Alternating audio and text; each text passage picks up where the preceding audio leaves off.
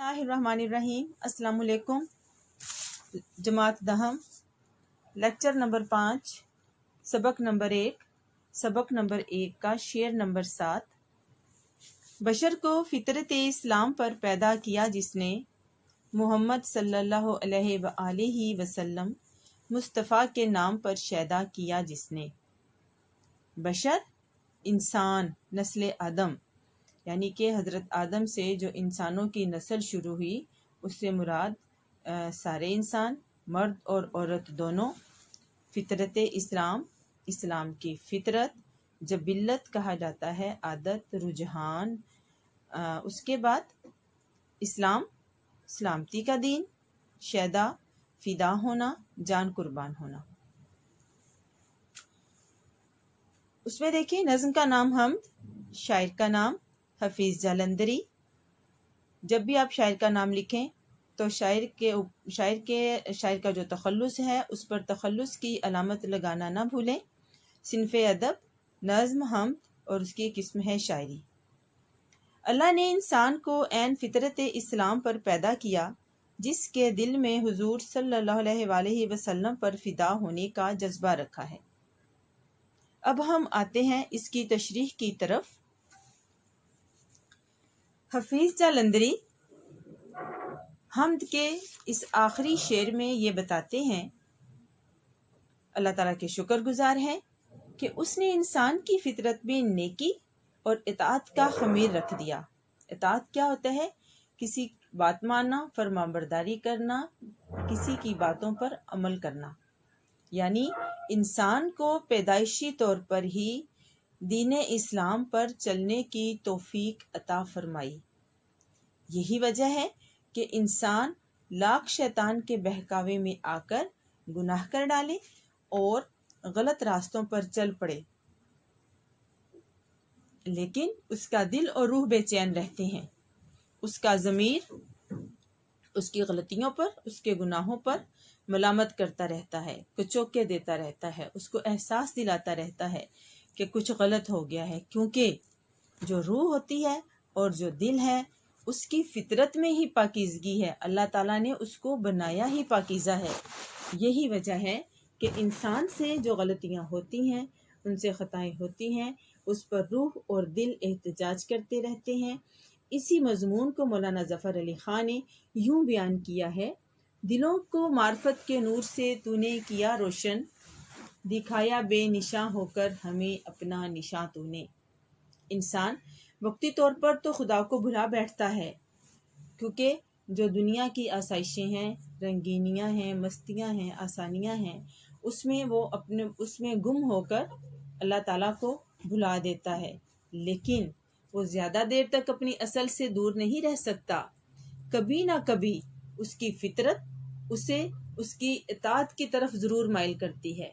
एक ना एक दिन वो ज़रूर अपनी असल की तरफ लौट कर आता है और वो अपने गुनाहों पर पशेमान होता है, शर्मिंदा होता है, पछताता है।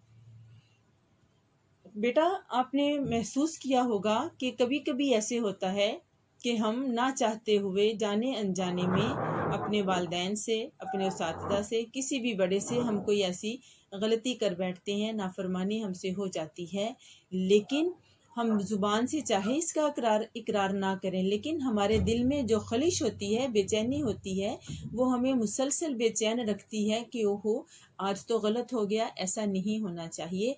यही दिल की और रूह की पाकीज़गी है जो अल्लाह ताला ने, ये जो पहला मिसरा है इसको वाज़े करती है कि अल्लाह ताला ने इंसान को इस्लाम की फितरत पर पैदा किया। ये भी अल्लाह ताला का एहसान है कि वो हमारे दिल में हमारी गलतियों का एहसास पैदा कर देता है। मौलाना अल्ताफ़ हुसैन हाली ने इसी मजमून को क्या खूब बयान किया है, गो हुक्म तेरे लाखों या टालते रहे हैं, लेकिन टलाना हरगिज दिल से ख्याल तेरा।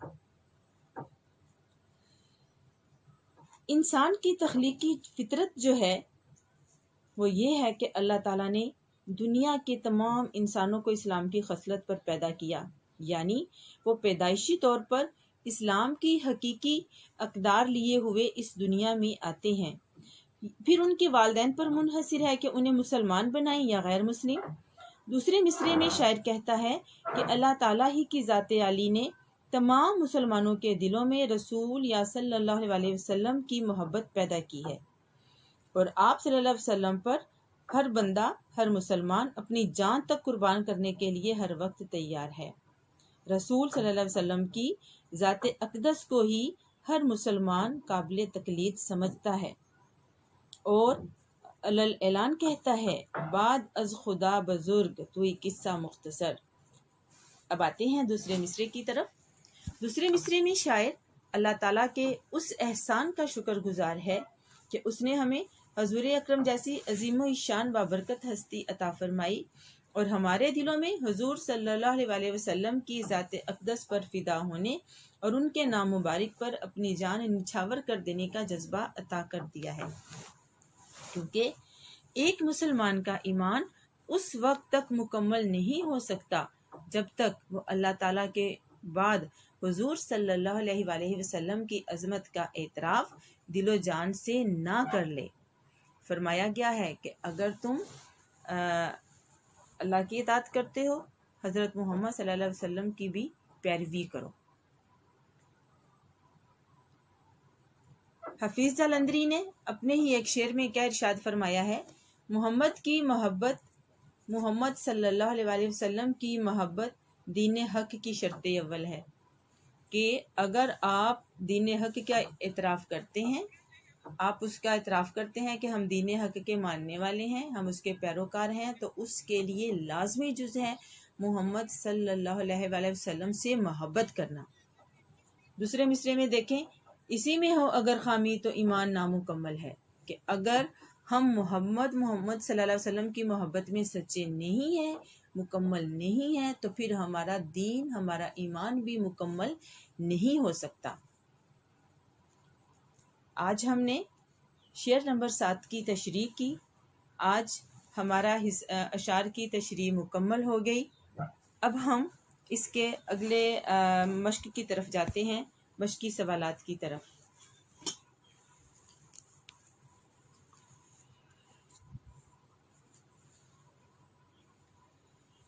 پہلا سوال ہے، بیٹا آپ نے اپنی اردو کی بک کھول کر پاس رکھنی ہے، سوالات آپ نے وہاں سے لکھنے ہیں، جوابات آپ کو یہاں پر لکھ کر دیے گئے ہیں، آپ جوابات یہاں سے لکھیں، ہیڈنگ کے ساتھ، کٹ مارکر کے ساتھ، بہت خوبصورتی کے ساتھ۔ آپ نے اپنے رجسٹرز پر یہ کام مکمل کرنا ہے۔ پہلا سوال ہے، اللہ تعالیٰ نے یہ کائنات کون سا ایک لفظ کہہ کر بنائی ہے؟ جواب یہ ہے، اللہ تعالیٰ نے کائنات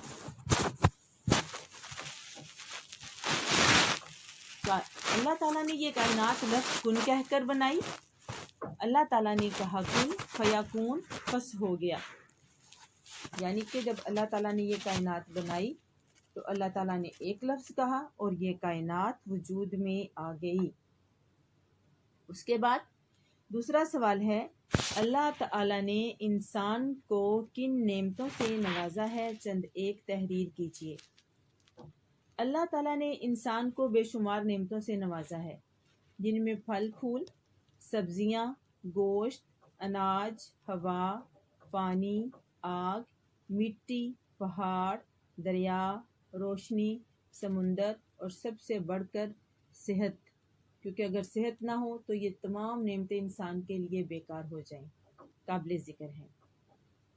چونکہ اللہ تعالیٰ نے انسان کو اتنی نعمتوں سے نوازا ہے جن کا احاطہ کرنا، ان کا شمار کرنا، ان کی گنتی کرنا انسان کے بس میں نہیں ہے۔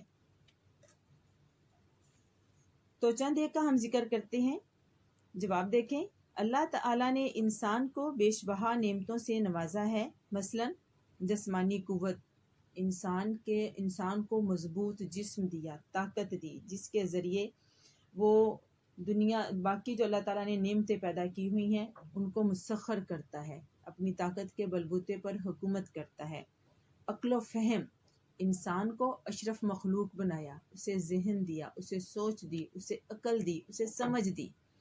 سماعت و بصارت، سماعت دی سننے کے لیے، سماعت سے مراد کان، سننے کی حس، بصارت دیکھنے کی حس، یعنی کہ دیکھنے اور سننے کے لیے کان اور دیکھنے کے لیے دو آنکھیں دی، رزق دیا، ہمارے کھانے پینے کے لیے بے شمار مزیدار قسم کی نعمتیں پیدا کی کہ جو ہم موسموں کے مطابق بدل بدل کر کھاتے ہیں۔ سب سے بڑی بات یہ انسان کو علم عطا کیا، پانی، ہوا، آگ، مٹی، پہاڑ، روشنی۔ آپ بیٹا اس جواب میں یہ آیت بھی ایڈ کر سکتے ہیں، شامل کر سکتے ہیں۔ فَبِأَيِّ آلَاءِ رَبِّكُمَا تُكَذِّبَانِ، پس اے گروہ جن و انس تم اپنے پروردگار کی کون کون سی نعمت کو چھٹلاؤ گے؟ اللہ کی نعمتوں والے سوال میں آپ یہ آیت بھی ایڈ کر سکتے ہیں، شامل کر سکتے ہیں۔ اگلا سوال یہ ہے، اجالے، اندھیرے اور خشک و تر کس کے مظاہر کے نمونے ہیں؟ اجالے اندھیرے سے مراد دن اور رات، خشک و تر پانی اور خشکی یعنی کہ زمین اور سمندر اللہ تعالیٰ کے مظاہر کے نمونے ہیں۔ اب دن اور رات کے بدل بدل کر اس میں بھی ایک آیت کا آپ اضافہ کر سکتے ہیں کہ دن اور رات کے بدل بدل کر آنے میں عقل والوں کے لیے نشانیاں ہیں۔ آپ اس میں یہ ایک آیت ایڈ کر سکتے ہیں، اس کا ترجمہ شامل کر سکتے ہیں۔ یقیناً ارشاد باری تعالیٰ ہے، یقیناً دن رات کے بدل بدل کر آنے میں عقل والوں کے لیے نشانیاں ہیں۔ اس کے بعد اگلا ہمارا سوال ہے مخلوقات کا ذکر، کہ اللہ تعالیٰ نے کہ اس نظم میں خالق کی کن مخلوقات کا ذکر کیا گیا ہے؟ مخلوقات اللہ تعالیٰ کی بے شمار ہیں جن کو گنا نہیں جا سکتا، لیکن پھر بھی اگر گروپس بنائے جائیں اور حمد میں جن مخلوقات کا ذکر کیا گیا ہے وہ درج ذیل ہے۔ نباتات، زمین سے اگنے والی چیزیں، اس کے بعد جمادات یعنی کہ وہ بھی زمین سے نکلتے ہیں جیسے پہاڑ ہے، اس کے بعد حیوانات، انسان، یہ تمام مخلوقات اللہ تعالیٰ کی پیدا کرتا ہے اور حمد میں انہی 4 مخلوقات کا ذکر کیا گیا ہے۔ اگلا سوال یہ ہے کہ انسان کو کس فطرت پر پیدا کیا؟ انسان کو دین اسلام کی فطرت پر پیدا کیا گیا ہے۔ ہمارے یہ سوال جواب مکمل ہوئے۔